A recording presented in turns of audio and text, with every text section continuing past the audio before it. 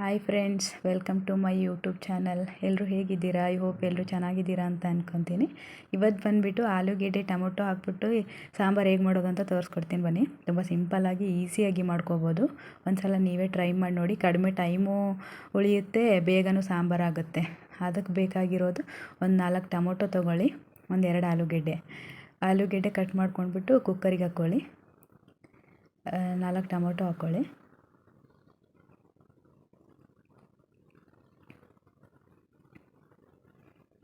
ಅದಾದಮೇಲೆ ಅದಕ್ಕೆ ಆಲೂಗೆಡ್ಡೆ ಟೊಮೊಟೊ ಒಂದು ಸ್ವಲ್ಪ ಮುಳುಗೋಷ್ಟು ನೀರು ಹಾಕ್ಕೊಳ್ಳಿ. 1-2 ಕಪ್ಪಷ್ಟು ನೀರು ಹಾಕ್ಕೊಂಡಿದ್ದಾದಮೇಲೆ ಅದು ಗ್ಯಾಸ್ ಮೇಲೆ ವಿಸಿಲ್ ಹೊಡ್ಸೋಕೆ ಇಡಬೇಕು.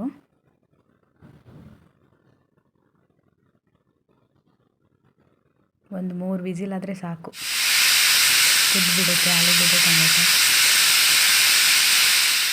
ವಿಸಿಲ್ ಆದಮೇಲೆ ಅದನ್ನ ತೆಗೆದ್ಬಿಟ್ಟು ಬಿಸಿನೀರೆಲ್ಲ ತೆಗೆದುಬಿಡಬೇಕು.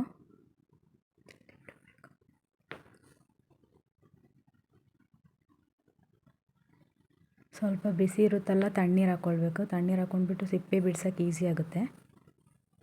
ಅದೆಲ್ಲ ಪೂರ್ತಿ ಸಿಪ್ಪೆ ತೆಕ್ಕೊಳ್ಬೇಕು. ಆಲೂಗೆಡ್ಡೆ ಟೊಮೊಟೊ ಸಿಪ್ಪೆ ತೆಗೆದಾದ್ಮೇಲೆ ಸ್ಮೂತ್ಗೆ ಚೆನ್ನಾಗಿ ಮ್ಯಾಶ್ ಮಾಡಿದರೆ ಅದು ಪೂರ್ತಿ ಸಣ್ಣಕ್ಕಾಗುತ್ತೆ. ಅಲ್ಲಿವರೆಗೂ ಚೆನ್ನಾಗಿ ಮ್ಯಾಶ್ ಮಾಡ್ತಾ ಇರಬೇಕು. ನೋಡಿ ಯಾವ ಥರ ಮ್ಯಾಶ್ ಮಾಡ್ತಾ ಇದ್ದೀವಿ ಅಂತ ಹೇಳ್ಬಿಟ್ಟು ನೀವೇ ಆ ಥರನೇ ಮಾಡಿ. ಮ್ಯಾಶ್ ಆದಮೇಲೆ ಒಗ್ಗರಣೆಗೆ ಏನೇನು ಬೇಕಾಗುತ್ತೆ ನೋಡ್ಕೊಂಡು ಬರೋಣ ಬನ್ನಿ. ಒಗ್ಗರಣೆಗೆ ಈರುಳ್ಳಿ, ಕೊತ್ತಂಬರಿ, ಕರಿಬೇವು, ಖಾರದ ಪುಡಿ, ಧನಿಯಾ ಪುಡಿ, ಅರಿಶಿನ ಮತ್ತು ಉಪ್ಪು. ಇದಾದಮೇಲೆ ಒಂದು ಕುಕ್ಕರ್ ಗ್ಯಾಸ್ ಮೇಲೆ ಇಟ್ಕೊಳ್ಳಿ. ಅದಕ್ಕೆ ಎಣ್ಣೆ ಹಾಕ್ಕೊಳ್ಬೇಕು. ಎಣ್ಣೆ ಒಂದು ಸ್ವಲ್ಪ ಬಿಸಿ ಆಗಬೇಕು. ಎಣ್ಣೆ ಬಿಸಿ ಆಗಿದ್ದಾದಮೇಲೆ ಅದಕ್ಕೆ ಸಾಸಿವೆ ಜೀರಿಗೆ ಹಾಕ್ಕೊಳ್ಬೇಕು. ಸಾಸಿವೆ ಜೀರಿಗೆ ನಾವು ಮುಂಚೆನೇ ಮಿಕ್ಸ್ ಮಾಡಿ ಇಟ್ಕೊಂಡಿದ್ವಿ. ಸಾಸಿವೆ ಜೀರಿಗೆ ಒಂದು ಸ್ವಲ್ಪ ಸೌಂಡ್ ಬರ್ತಾ ಇರಬೇಕು. ಸೌಂಡ್ ಬಂದಿದ್ದಾದಮೇಲೆ ಅದಕ್ಕೆ ಕರಿಬೇವು ಹಾಕ್ಕೊಳ್ಬೇಕು ಮತ್ತು ಈರುಳ್ಳಿ ಹಾಕ್ಬಿಟ್ಟು ಚೆನ್ನಾಗಿ ಮಿಕ್ಸ್ ಮಾಡಿ.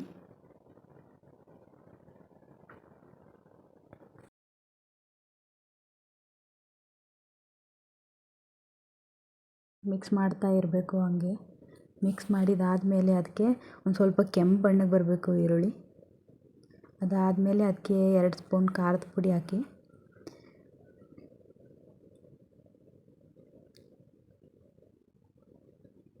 ಒಂದು ಅರ್ಧ ಸ್ಪೂನ್ ಅರಿಶಿನ, ಒಂದು ಅರ್ಧ ಸ್ಪೂನ್ ಧನಿಯಾ ಪುಡಿ. ಇದು ಹಾಕಿದ್ದಾದಮೇಲೆ ಒಂದು ಸ್ವಲ್ಪ ಉಪ್ಪು ಹಾಕ್ಕೊಳ್ಳಿ. ಚೆನ್ನಾಗಿ ಮಿಕ್ಸ್ ಮಾಡಬೇಕು. ಮತ್ತು ಅದೆಲ್ಲ ಮಿಕ್ಸ್ ಆಗಬೇಕು.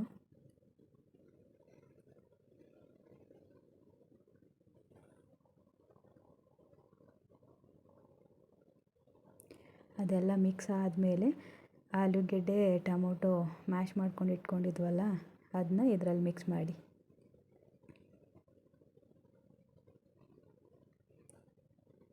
ಮಿಕ್ಸ್ ಮಾಡಿಬಿಟ್ಟು ನಿಮ್ಗೆ ಎಷ್ಟು ಬೇಕಾಗುತ್ತೋ ಅಷ್ಟು ನೀರು ಹಾಕ್ಕೊಳ್ಳಿ.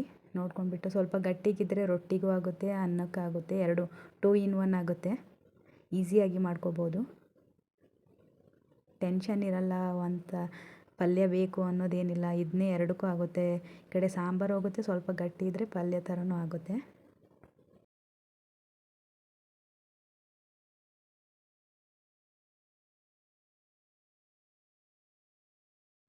ಸ್ವಲ್ಪ ಗಟ್ಟಿ ಬೇಕಾದರೆ ನೀರು ಕಡಿಮೆ ಹಾಕ್ಕೊಳ್ಳಿ.